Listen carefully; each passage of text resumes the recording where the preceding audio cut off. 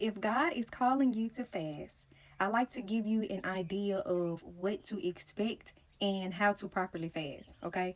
Because I was fasting for years back in the past and I didn't really know what I was doing, okay? So, if God is calling you to fast, He's been giving you signs that you need to fast, or you need some clarity on something, or you need to break some type of stronghold. Fasting is what's going to help you with that. Now, the proper way to fast is the biblical way to fast is to abstain from food, to turn down your plate for a certain period of time, whether it is 6 to 6, whether that is 3 days straight, or if you want to do a complete dry fast, which is no food, no water. All right, so like I said, the reason for it, and I have some notes here, guys. I'm excited about this. I got some notes, and I don't like to ramble, but sometimes I do. That's why I have these notes. All right, the reason for fasting is to, like I said, to break some strongholds. Okay, to get a breakthrough. All right, or to gain more clarity on something that you've been praying and asking for, and praying and asking for, and you feel like you haven't gotten the clarity yet. Okay, so those are the reasons to fast. Right now, how you properly fast, like I said, is biblical. So you're abstaining from food for a certain period of time. My advice to you: do what you want, but this is just my wisdom with fasting. If you're brand spanking new at this, you've never done a fast before, try to do a sun up to sundown fast. So 6 a.m. to 6 p.m., which means you will be breaking your sleep. You will be getting up. Let's say you got to go to work at 6 o'clock a.m., then maybe you can do a 4 to 4 fast, which means you would get up at 4 o'clock. Okay, you want to sacrifice your sleep while you're on the fast, because that is a part of denying your flesh, which is very important while you're on the fast, because when you deny your flesh, you are heightening your spiritual abilities. So just want to point that out. Start with a 6 to 6, maybe do 3 days. And then after you've done it a few times, or you feel like God is calling you to do a complete water fast, where you're just doing water for, 72 hours? You're just doing straight water for 3 days, okay? Then if He's ever called you to do a extra fast, which is a dry fast, where there's no water and no food, okay? You want to graduate your way. If He's asking you to do a 7 day fast, start with 3. Or if you want to do a 7 day fast, if you want to do a 21 day fast, water only, or a 40 day, start small. You get the point. All right. What to expect during the fast? Now, this is just me, but I've heard other people say the same thing. You may feel a little sick at first, especially if your body is not used to fasting, especially if you really don't have a clean diet. You may feel sick, and the sickness can be, to me, can be compared to the flu. You may get a headache and it won't go away. You may, ain't no may, you will probably feel weak. You won't feel as strong in your flesh as you do when you're eating. Okay. You may feel like a little queasy on the stomach. You may start to, feel some drainage right here or something like that. Because I know sometimes that happens for me. So it's almost like you're dying. And I hate to say it like that, but your flesh is dying, basically. There's no other way to put it. And your flesh is dying, but your spirit is thriving. Like you're being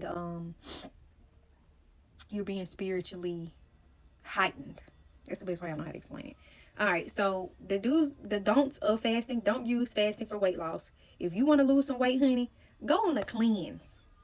Say you're doing a cleanse, do a juice cleanse or a water cleanse or something like that. Okay, don't fast for weight loss. All right, it's just not. It's a vain reason, and we don't want to come. Fasting is serious, and we don't want to come with that vain motive behind our fasting.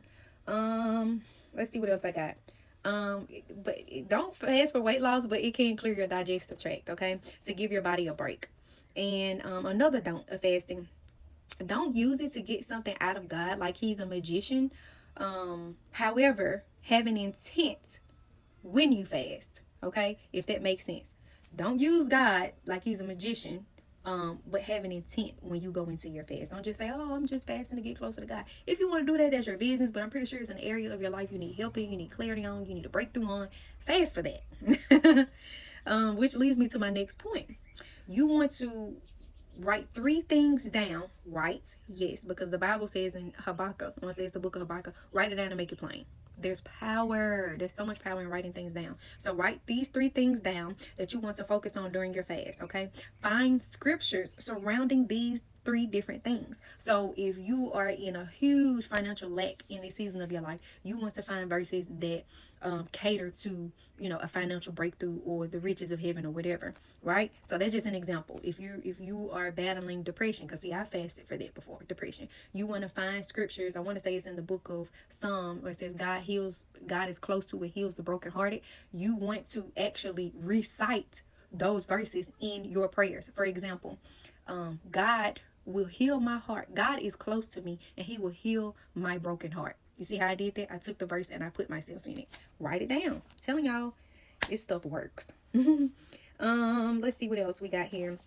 But yeah, some of the areas include finances, anxiety, depression, a kingdom marriage. So you would find verses on marriage or whatever, and you would recite you and your kingdom spouse's name if you know who that is. Okay. Now I'm not gonna say just because you fasted to get a husband, honey, he gonna come tomorrow. All right. Be led by the Spirit in order to do things like this, guys. Okay. And healing is a big one. I've also fasted for that as well. Find some verses on healing and use those. Okay. Make sure you pray with those verses by using your name. I can't stress that enough because there's so much power in it. Lastly, I like to give a disclaimer. You may hear from God on this fast, okay? You may hear from him on this fast. He may make things very clear to you, speak to you very clearly, probably like he never has before on a certain area of your life. And keep your mind open. It could not be on those three that you're fasting for, but that doesn't mean you're not going to get a breakthrough on those three. But it may be something else that he's wanting to tell you now that you've denied your flesh, okay? So be open. You may hear from God during the fast. Sometimes, I'm not gonna lie to you, I didn't feel nothing on my fast. I didn't get big revelation during the fast until after I completed it. Things start happening in the physical realm after my fast. So a lot of the times how God works is he works in the spiritual realm before it manifests itself in the physical realm. Okay, I hope I'm making sense. I just wanted to point out to you that I want to give you some examples. No, I guess you would call it testimonies, right? First time I ever went on a dry fast for 3 days. I did not eat, I did not drink. And when I tell you, I felt like I was floating on clouds.